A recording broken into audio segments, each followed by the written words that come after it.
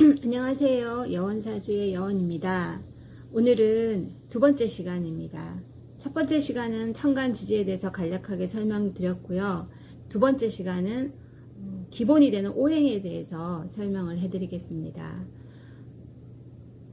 천간지지 글자 중에서 크게 예전부터 사주를 공부하셨던 분들이 우리가 알아듣기 쉽게 5가지 오행으로 이 글자들을 구분을 해놨습니다. 이 22가지의 글자, 그러니까 즉 말하자면은 이 글자들 중에서 목의 기운에 해당하는 글자, 화에 해당하는 글자, 토의 기운에 해당하는 글자, 금의 기운에 해당하는 글자, 수의 기운에 해당하는 글자, 이렇게 5가지로 크게 분류를 했습니다. 그래서 목의 기운을 상징하는 글자, 천간은 갑을, 지지는 임목과 묘목, 지금 제가 위에 써놨듯이, 그 다음 화에 해당하는 글자는 천간의 병화와 정화, 그리고 지지는 사와 오화가 있습니다. 그리고 토에 해당하는 글자는 천간으로는 무토와 기토, 지지로는 진술, 충미 4글자가 있습니다. 유독 토 오행을 상징하는 글자는 지지에 4글자가 있습니다. 그래서 우리 사주에서 지지에 진술, 충미를 가장 많이 가지고 있죠. 일반 사람들이 사주에서. 그 다음 금에 해당하는 글자는 경금과 신금이 있고요. 지지로는 신금과 유금이 금에 해당하는 글자입니다. 마지막으로 수에 해당하는 글자는요, 임수와 계수가 있고요. 지지로는 해수와 자수가 있습니다. 이렇게 크게 분류를 해놓았는데요. 우리가 흔히 말할 때 목이라고 하면 나무라고 생각하고 화는 불이라고 보통 설명을 쉽게 할 때 그렇게 하는 것 뿐이지, 실제로 나무나 불이나 흙이나 금이 아니고요. 목의 성향을 말하는 것입니다. 뜯고 나가려고 하는 나무의 기상, 기운, 그것을 말하는 것이지 목이 아닙니다. 사실은 화도 마찬가지입니다. 화는 열기지만 뜨거움을 나타내는 것이죠. 어떤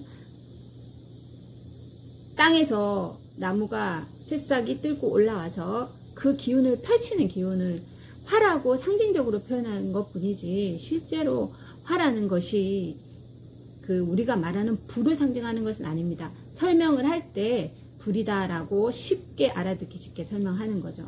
그 다음 토의 기운도 우리가 흙이라고 말하는데요. 실제적으로 토는 중립을 의미합니다. 목화도 아니고 금수도 아닌 중간 입장을 말하는 것이죠. 변동성이 굉장히 강하다라고 보시면 됩니다. 우리가 흔히 중간에 서 있는 사람은 이쪽 편도 들 수 있고 이쪽 편도 될 수 있고, 이쪽 성향도 가지고 있고 이쪽 성향도 가지고 있죠. 그런 것이 토의 오행이라고 보시면 됩니다. 성향이 토의 성향이다. 그래서 토를 많이 가지고 있는 사람은 속을 알 수 없다라고도 표현하죠. 그 다음 금의 기운이라는 것은 마무리의 기운입니다. 모든 것을 마무리하는, 단단하게 열매를 맺게 하는 그런 기운이라고 해서 금오행이라고 표현을 하고요. 마지막으로 수오행은 열매를 맺어서 모든 것을 안으로 집어넣어서 숙성시키면서 마무리되는 가장 음지로 들어가는 그런 수의 오행, 우리는 이제 물이라고 표현을 하는데요. 이제 그것을 수라는 오행이 가진 의미입니다. 수라는 것은 그런 이제 밑으로 파고드는, 잠잠해지는 모든 것을 마무리하고 끝내는 기운이다. 그것을 수오행으로 표현을 해 놓은 거죠. 이렇게 그 글자를 그 성향에 맞게 분류를 해 놓은 겁니다. 저희 사주를 풀어보면은 이 목의 기운을 많이 가지고, 글자를 많이 가지고 태어난 사람, 화의 글자를 많이 가지고 태어난 사람, 이런 식으로 이 5가지 오행이 사주 8글자 안에 골고루 들어있는 사람이 있고요. 골고루 들어있지가 않고 사주 명식을 뽑아보면 목의 기운이 유난히 많다거나 화의 기운이 유난히 많다거나 그런 식으로 편중이 돼서 모든 사주들이 태어납니다. 그것은 내 태어난 연월일시가 어떤 것에 의해 가지고 되는 것이 아니라 타고나기를 그렇게 타고날 수밖에 없습니다. 골고루 든 사람도 있고 편중되어 있어서 어떤 오행이 편중되어 있으면 나머지 오행은 없거나 작겠죠. 그런 사주를 편중된 사주다라고 그런 식으로 표현을 합니다. 편중된 사주가 다 나쁜 것도 아니고요. 골고루 오행이 다 들어있다고 해서 좋은 사주도 아닙니다. 그것은 상징적으로 얘기를 하는 것 뿐이죠.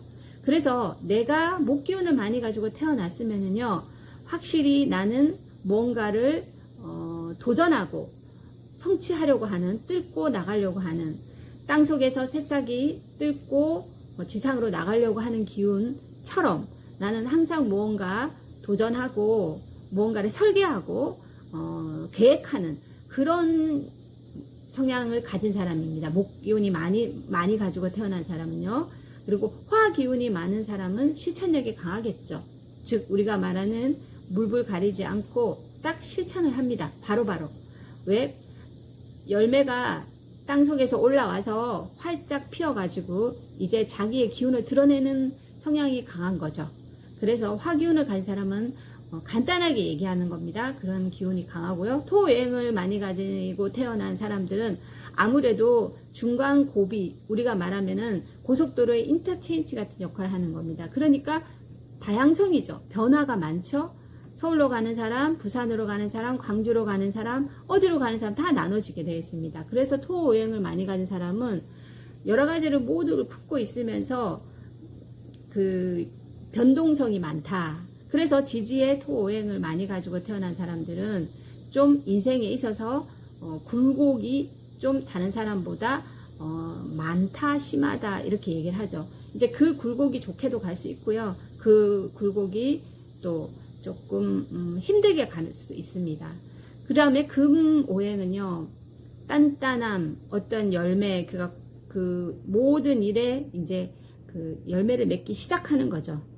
그래서 금을 열매라고 말하기 때문에 금오행을 가진 사람들은 무언가 그 일을 하는 데 있어서 끝을 잘 봅니다. 그러니까 자른다라고 말하죠. 흔히 딱 결론을 내거나 자르는 것을 잘할 수밖에 없습니다. 왜? 내가 여기서 결론을 내야 되기 때문에. 그래서 금 기운을 많이 가진 사람을 흔히 우리가 이제 오행을 많이 가지고 있으면은 그쪽으로의 어떤 직업적인 성향을 이제 말해주기도 하죠. 쉽게 말하면은요.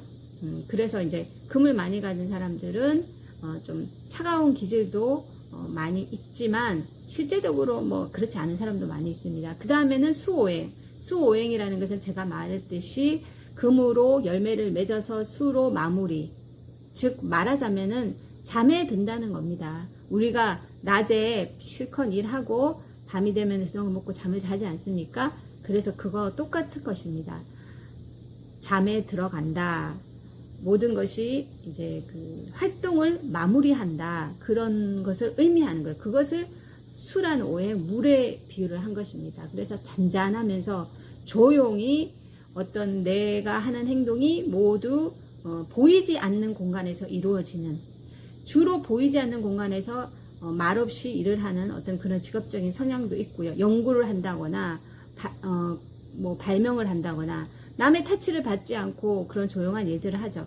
그런 오행을 많이, 이런 수오행을 많이 가진 사람들은 직업적으로도 그런 모습을 많이 보인답니다. 그렇지만 사주는 8글자가 합쳐져 있기 때문에 이제 수오행이 유독 많다고 했을 때는 이제 그런 성향으로 보는 것이죠. 그래서 오늘은 그 오행에 대해서 간단하게 이제 설명을 해봤습니다. 다음 시간에 또 뵙겠습니다.